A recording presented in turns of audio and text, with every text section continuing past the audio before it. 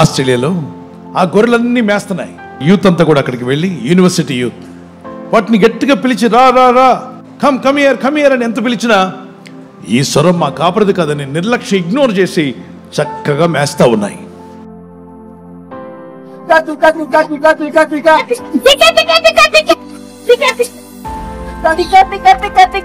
కొద్ది నిమిషాలకి కాపర్ని పిలిచారు యూనివర్సిటీ స్టూడెంట్. సార్ మీరే కదా కాపర్, మీరు పిలవండి అని.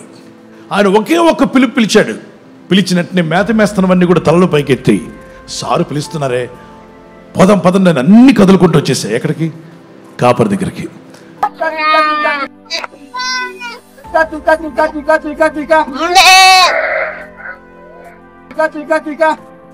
కాపర్నే వెంబడిస్తుందండి. కాపరి మాట ఎందరిన్ని తిట్టినా నా కాపర్ని విడిచిపెట్టినట్టుది అనుకుంటున్నారు. యేసుప్రభువుని తిడితే యేసుప్రభుని వెంబడిస్తూ మానేస్తారు, బైబిల్ని తిడితే బైబిల్ చదవడం మానేస్తారు, చర్చిని తిడితే చర్చికి వెళ్ళడం మానేస్తారు, పాస్టర్లు తిడితే పాస్టర్ల వాక్యం వినడం మానేస్తారు. ఎవరు ఎన్ని విమర్శించినా యేసు ప్రభు గొర్రెలు యేసు స్వరమే వింటా, యేసు కొరకే జీవిస్తా, యేసు కొరకే వెళ్తాయి.